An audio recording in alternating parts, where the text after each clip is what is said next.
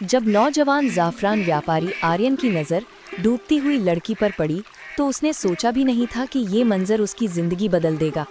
उसने फौरन छलांग लगाई और ठंडे दरिया के पानी में कूद गया।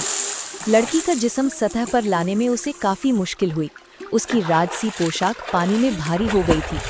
आखिरकार किनारे तक पहुंचकर उसने उसकी जान बचाने का हुनर इस्तेमाल किया। आराम से उसके सीने पर दबाव डाला जब तक उसके मुंह से पानी न निकल आया। उसकी आंखें खुल गई, शहनाज के रंग जैसी भूरी, डर और हैरानी से भरी। मैं कहाँ हूँ और तुम कौन हो? मैं आर्यन हूँ, घबराने की कोई जरूरत नहीं, आप महफूज हो। फिर जब उसने पूछा तुम कौन हो और यहाँ तक कैसे आए? तो लड़की ने चालाकी से कहा, मैं मीरा हूँ, एक गरीब लकड़हारे की बेटी। मेरे माँ बाप के पास मेरे जहेज के लिए कुछ नहीं था, इसलिए मेरे बाप ने दरिया में फेंक दिया। आर्यन के दिल में दया और गुस्सा दोनों भर आए। चलो, उसने कहा, मेरे साथ चलो, मेरी माँ तुम्हें अपनी बेटी की तरह रखेगी। आर्यन का घर एक सादगी भरा मगर आरामदेह हवेली था, जो ज़ाफ़रान के खेत से घिरा हुआ था, जहाँ से मीठी खुशबू आती थी। उसकी माँ विजय लक्ष्मी एक दयालु विधवा थी, जिन्होंने फौरन मीरा को गले लगा लिया। तुम यहाँ महफूज हो बेटी, उन्होंने कहा, उसके गीले बालों को हाथ से सह लेते हुए। दिन हफ्तों में बदल गए। मीरा ने खुद को मेहनती और शुक्रगुजार मेहमान साबित किया। वो सुबह जल्दी उठकर विजय लक्ष्मी की मदद करती, फिर आर्यन के साथ ज़ाफ़रान के खेतों में जाती, फूलों की कलियां नरमी से चुनते हुए। उसकी नाजुक उंगलियों ने जल्दी ही काम सीख लिया और आर्यन उसकी समझ और कुदरत से मोहब्बत भरी जान पहचान से हैरान रहता। मोहब्बत आहिस्ता आहिस्ता फूल की तरह खिलने लगी, जैसे ज़ाफ़रान की कलियां धूप पाकर खुलती हैं। एक शाम जब सूरज सुनहरी रोशनी बिखेर रहा था, आर्यन ने मीरा का हाथ पकड़ लिया। तुम्हारी मुस्कुराहट मेरे दिल की पहली किरण है, उसने कहा। मीरा का दिल जोर से धड़का, मगर उसकी आंखों के पीछे एक छुपा हुआ दर्द था, उस सच का बोझ जो वो अब तक बताने से कासिर थी। आर्यन, उसने दरिया के किनारे बैठते हुए कहा, अगर मैं वो नहीं जो दिखती हूँ, अगर मेरे पास कोई राज हो जो हमें जुदा कर सकता है। आर्यन ने उसकी तरफ देखकर कहा, मोहब्बत सच से बड़ी होती है मीरा, मगर ये भरोसे पर पलती है। जब तक तुम तैयार हो, मैं इंतजार करूंगा। लेकिन राज जल्द ही खुलने वाला था। बाजार के दिन जब आर्यन और मीरा मसालों की दुकान पर थे, एक शानदार पल की गुजरी। उसके पर्दे हिले और अंदर राजकुमारी शहरजाद थी, मीरा की बड़ी बहन।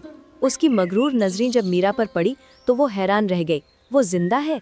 शहरजाद के चेहरे पर डर और जलन की झलक आई। उसने फौरन पर्दा गिरा गया, लेकिन मीरा उसे पहचान चुकी थी। उसका जिस्म कांप गया। मीरा, क्या हुआ? तो घबराए क्यों हो? आर्यन ने पूछा। थोड़ा सर चकरा गया है, मीरा ने कहा, लेकिन उसकी आवाज लरज रही थी। 2 दिन बाद रियासती सिपाही आर्यन के दरवाजे पर आ पहुंचे।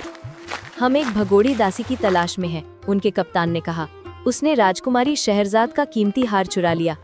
सिपाही मीरा को गिरफ्तार कर ले गए। आखिर एक मोतियों का हार उसके कपड़ों में मिला, जो शहरजाद ने चालाकी से वहां रख दिया था। मीरा की आंखों में आंसू भर आए। मुझ पर यकीन रखना, मैं बेकसूर हूँ, उसने धीरे से कहा जब सिपाही उसे ले जा रहे थे। कैदखाना अंधेरा और नम था। उसी रात एक पहचानी हुई आवाज सुनाई दी, शहरजाद, तुम हमेशा मेरे रास्ते में आती हो, अब सबको लगेगा कि तुम चोर हो, उसने जहर भरी आवाज में कहा। अब सबको लगेगा कि तुम चोर हो।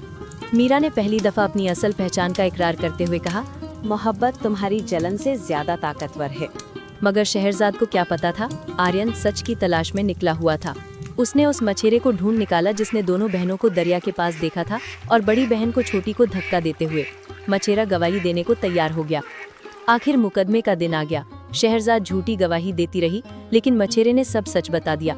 विजय लक्ष्मी ने मीरा की अच्छाई बयान की और आर्यन ने कहा, मीरा ने कभी नहीं बताया कि वो शहजादी है और वो चाहती थी कि मैं उसको बीक पैसे से नहीं, मोहब्बत से कबूल करूं। शहरजाद का चेहरा पीला पड़ गया। राजा ने फैसला सुनाया, शहरजाद को 1 साल के लिए मठ भीरा जाए।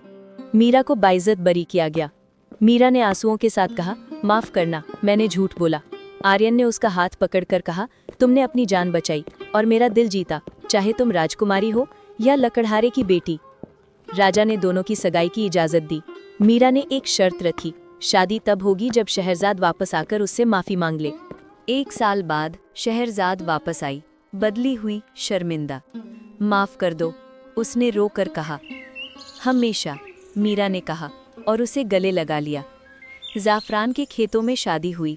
सुनहरी फूलों ने ज़मीन पर गलीचा बिछाया था।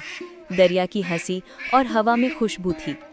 और यूं एक झूठ से शुरू होने वाली कहानी सच्चाई, माफ़ी और भरोसे के बंधन में ढल गई।